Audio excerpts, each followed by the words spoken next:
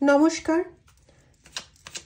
তোমার শত্রুরা এই মুহূর্তে তোমার সম্পর্কে ঠিক কি কি জানতে পারছে এই বিষয়টা আমরা ডিটেলে একটু দেখব এবং তাদের গতিবিধি কি, তারা কি করতে চাইছে, যতটা উঠে আসে রিডিংয়ে ততটা নিয়ে আলোচনা করব।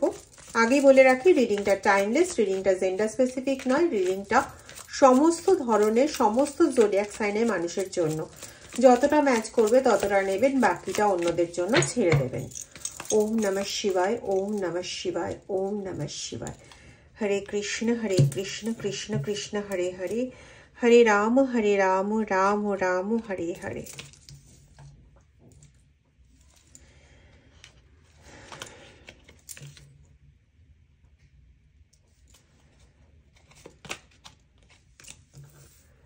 ওরে বাবা,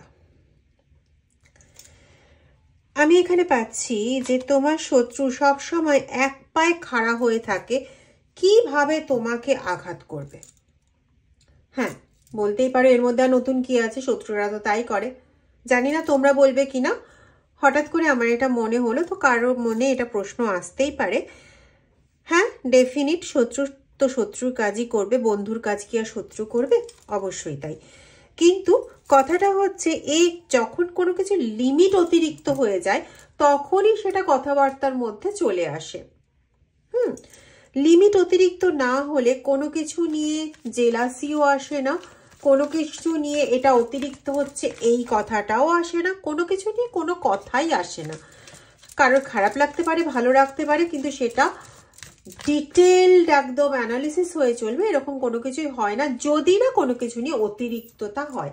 তো এখানে সে অতিরিক্ততাই হচ্ছে। যারা এর কবলে পড়েছে তারা খুব ভালো মতন বুঝতে পারে যে কোথায় কি হচ্ছে, কতটা হচ্ছে, কতটা নির্যাতন, কতটা অত্যাচার, কতটা যন্ত্রণার শিকার তারা হচ্ছে, সেটা তারাই বুঝতে পারে যারা এটা শিকার হচ্ছে দিনের পর দিন। একদিন দুদিন শিকার হওয়া একরকম, বছরের পর বছর শিকার হওয়া আরেকটা জিনিস। 2-4 দিনের কষ্ট পৃথিবীতে এসছি ভাই, সবাই পেতে পারি, কিন্তু যারা বছরের পর বছর কষ্ট পাচ্ছি না তারাই বুঝবো আরেকটা মানুষ কষ্ট পেলে পরে সে ঠিক কিরকম কষ্ট পাচ্ছে, বা কে মিথ্যামিথ্যি কষ্টের অভিনয় করছে সেটাও বুঝতে পারবো। এটা কেন বললাম, কারণ এই যে তোমার শত্রু, সে একটা সময় তোমার সহমর্মী হয়ে তোমার সাথে এসছিল। সে একটা সময় এটাই বুঝিয়েছিল যে সে প্রচন্ড কষ্টে আছে, প্রচন্ড যন্ত্রণায় আছে, তার মতন যন্ত্রণা বোধহয় আর কারণ নেই। আর তুমি মানবিক, তুমি অনুভূতিপ্রবণ, তুমি সেই যন্ত্রণা তার বুঝতে পেরেছিলে, কারণ তুমি নিজেও কষ্টে ছিলে, তুমি তোমার মতন করে বুঝতে পেরেছিলে। তা এসে তোমার উপকারটা কি করেছে, কফিনের শেষ পেরেকটা পুঁতে দেওয়ার চেষ্টা করেছে। এমনিতেই যন্ত্রণাতে ছিলে, এমনিতেই আটকে ছিলে, স্টাকড হয়েছিলে, সেটা অন্য কোনো কারণে ছিলে, কিন্তু তার উপর এসে সেটাকে আরো 10 গুণ বা 1000 গুণ বাড়িয়ে দিয়েছে। কমাতে তো পারেনি, কমানোর চেষ্টাও তার ছিল না। সে দেখেছিল যে তুমি নরম মাটি আছো, তোমার উপর চাপড়ানো যাবে, তোমার থেকে আরো কিছু নেওয়া যাবে। তো নিজের দুঃখ ভরা কাহিনী যেটা তোমার সঙ্গে ম্যাচ করে সেটা দেখিয়ে ঢুকে তোমার থেকে সর্বস্ব হরণ করে নেওয়ার চেষ্টায় সে ছিল, এবং কিছুটা অংশে সে অবশ্যই সাকসেসফুল হয়েছে। এবং সেই যে চেষ্টাটা সে করেছিল, সেই চেষ্টাটাতে সে অবশ্যই তন্ত্রমন্ত্র যন্ত্রের সাহায্য নিয়েছিল, তন্ত্রক্রিয়ার সাহায্য সে নিয়েছিল, তান্ত্রিক মৌলবীর সহায়তা নিয়ে তোমাকে আষ্টে পৃষ্ঠে বেঁধে এমন অবস্থায় তোমাকে নিয়ে আসার চেষ্টায় ছিল যেখানে এসে তোমার আর নিজের বলে কোনো বোধই থাকবে না, তুমি সমস্ত কিছুই তার হাতে ছেড়ে দেবে। ঠিক আছে? এবং তার সঙ্গে সে না খুব বশীকরণও করতে চেয়েছিল, যেখানে তুমি ও তোমাকে যদি বলে ডান দিকে চল, ডান দিকে তুমি খাদ আছে দেখেও তুমি ডান দিকেই চলবে। এতটা বশীভূত তোমাকে করেছিল দুটো ভাবে, শুধুমাত্র তন্ত্রবিদ্যা দিয়ে বশীভূত করেনি, আর সেই বিদ্যা বেশিক্ষণ স্থায়ী হয় না যদি না তোমাকে মানসিকভাবে বশীভূত করা যায়। সুতরাং সেটাও সে করেছিল। এবং তার নিজের একটা ট্রাম্প কার্ড ছিলে তুমি, যার কাছ থেকে সে তার জীবনের সমস্ত কিছুটা পেয়ে যেতে পারে। তো বর্তমানে সে তোমাকে এতটা স্পাই করছে, তোমার সম্পর্কে কন্টিনিউ জানতে চাইছে, তার কারণ ভাই তোমার জীবনের হিসাবটা না তুমি তোমার মতন করে মেলাতে ব্যস্ত। ম্যাক্সিমাম কেসে তুমি একজন ফিমেল পার্সন। আজকে যারা আমার ভিউয়ার্স, যারা এই ব্যাপারের মধ্যে আক্রান্ত, অ্যাটলিস্ট 75 to 80% কেস তোমরা ফিমেল। আমি কোনো ফেমিনাইন এনার্জি বলছি না, আমি ডিরেক্ট বলছি তোমরা ফিমেল ক্যারেক্টার। এবং তোমরা এখন সাহসের সঙ্গে নিজের জীবনের অঙ্কটাকে মেলানোর চেষ্টা করছো। এবার তোমার ওপর তোমার শত্রু স্পাই করছে এই জন্য যে তুমি কিভাবে ঘুরে দাঁড়ানোর চেষ্টাটা করছো, কেনই বা করছো, কিসের জন্যই বা করছো। এই ঘুরে দাঁড়ানোর চেষ্টাটা তোমার মধ্যে আসছে কি করে? 1, 2 হচ্ছে কার কাছে যাচ্ছ, কিভাবে ভরসা জোগাচ্ছে, সারাদিন কি করছো। এই তাড়না মানে এই প্রশ্নটা না তাকে এতটাই কুড়ে কুড়ে খাচ্ছে যে পারলে পরে সে তোমাকে 24 ঘন্টা স্পাই করে। তোমার ব্যাপারে এই সত্যগুলো সে জানতে চাইছে। এই সত্যগুলো জানার জন্য সে কিন্তু তোমার পরিবারের লোকের সঙ্গেও যথেষ্ট একাত্ম হয়েছে। এই সত্যগুলো জানার জন্য সে তোমার বাড়ির যে পরিচারিকা, যে তোমার বাড়ির কাজকর্মগুলো করে, তার থেকেও বিভিন্ন রকম খোঁজ খবর নেওয়ার চেষ্টা করছে। শুধুমাত্র সেটাই নয়, তোমার ঘুমের রাজ্যের ওপরও স্পাই করার চেষ্টা করছে থ্রু অন্য মিডিয়াম। যাই হোক,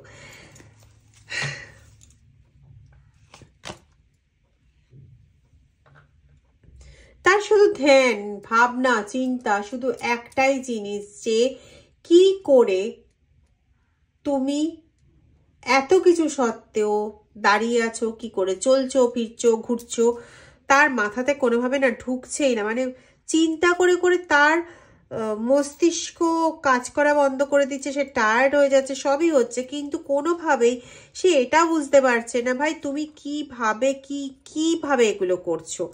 হ্যাঁ, বুঝতে তো হবে। আর তুমি এই সময় যথেষ্ট 444 দেখছো, তুমি এই সময় যথেষ্ট 444 দেখছো, এটা ডেফিনিট।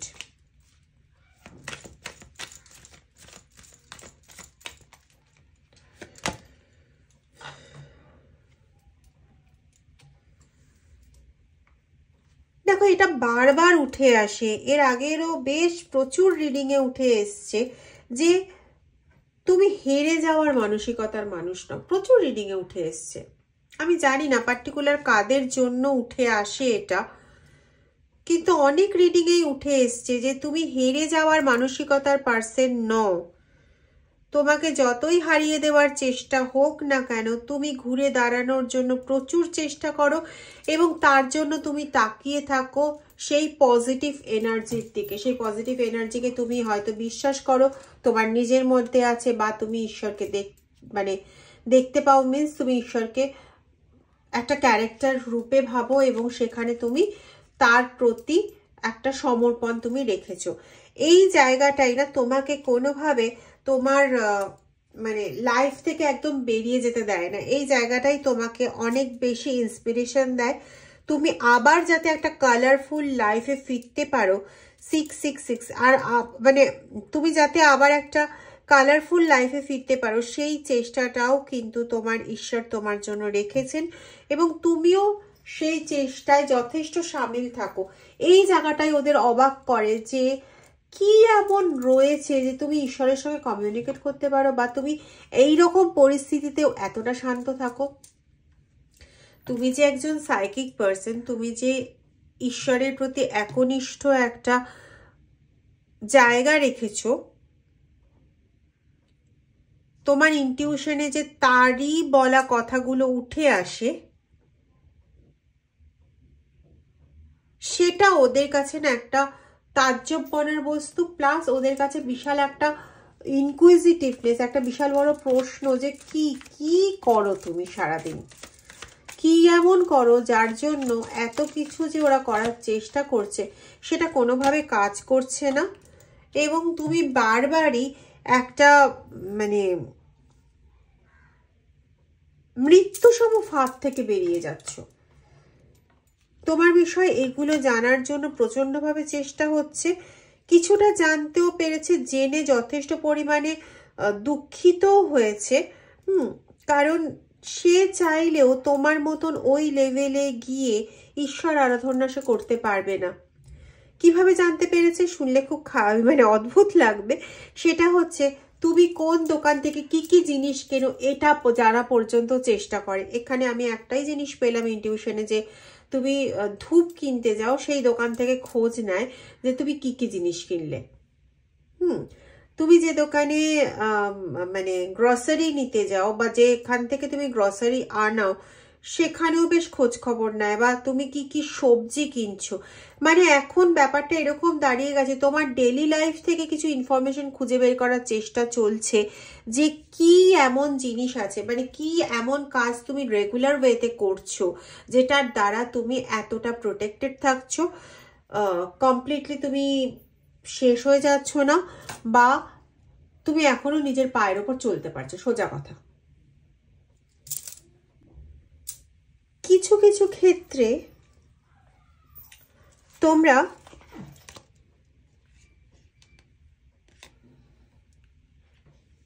বলেছিলাম তোমরা 444 ডেফিনেটলি দেখছো, কিছু কিছু ক্ষেত্রে না তোমরা এমন কিছু মানুষের সান্নিধ্য পেয়েছো বা এমন কিছু মানুষের সঙ্গে তোমাদের কথাবার্তা শুরু হয়েছে যে তোমার শত্রু। হয়তো তুমি জানো না যে এ তোমার শত্রু বা এ তোমার শত্রুকে পছন্দ করে না, এটা তুমি জানো না, কিন্তু তোমার শত্রু জানতে পেরেছে যে তার সঙ্গে তোমার কথাবার্তা শুরু হয়েছে, এবং এটা না তার একটা খুব আতঙ্কের কারণ হয়ে দাঁড়িয়েছে।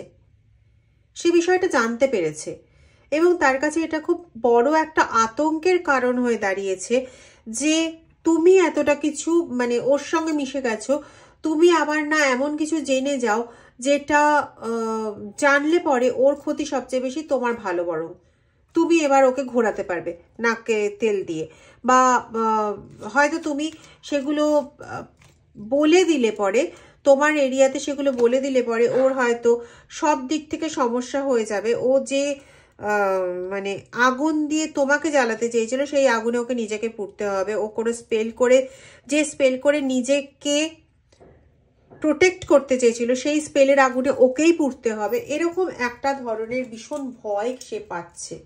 এটা ডেফিনিট বিশাল বড় একটা ভয় পাচ্ছে।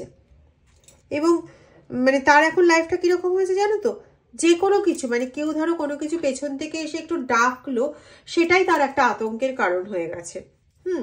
কিন্তু সে সেটাকে মানে সামনে দেখাচ্ছে কিভাবে, যে সে প্রচন্ড একটা অ্যাংজাইটির মধ্যে রয়েছে, প্রচন্ড টেনশনে রয়েছে, তাই জন্য ওরকম হচ্ছে। আসলে ব্যাপারটা ওটা, সে জাজমেন্টের জাস্টিসের ভয় পাচ্ছে।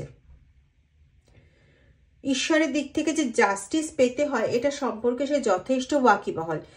এইরকম জাতীয় বিষয়গুলো নিয়ে সে কিন্তু আলোচনাও করে মানুষের সাথে, মানে নিজে ভালো এবং অন্য কেউ তার উপর এরকম করছে, একদিন ঈশ্বর দেখেই নেবে, ঈশ্বরের মার বলে একটা জিনিস আছে, এরকম ধরনের বক্তব্য সে পেশ করে। সুতরাং জাস্টিস জাজমেন্ট এই ব্যাপারগুলো সে খুব ভালো মতন জানে, কিন্তু এখন সে নিজেই সেটার ভয়তে আছে, আতঙ্কে আছে, প্রত্যেকটা ব্যাপারে আতঙ্কিত হচ্ছে। কিন্তু থরি না সে জানাবে যে সে জাজমেন্টের ভয় পাচ্ছে, ঈশ্বরের জাজমেন্টের ভয় পাচ্ছে, এটা জানালে তো হয়েই যেত। সেটা তো সে জানাতে পারে না। সে যে সিংহের মুখে হাত দিয়ে ফেলেছিল সেটা ও খুব ভালো মতন বোঝে, এবং সেটার জন্য তার কপালেও যে যথেষ্ট পরিমাণে মানে সমপরিমাণে তার যে ব্যাকফায়ার আসতে চলেছে এটাও সে ভালো মতন বুঝতে পারছে। এই জন্যই তোমাকে আরো বেশি করে স্পাই করছে, তোমার সম্পর্কে আরো বেশি করে জানতে চাইছে যে তার কি মানে দিনটা এসেই গেল।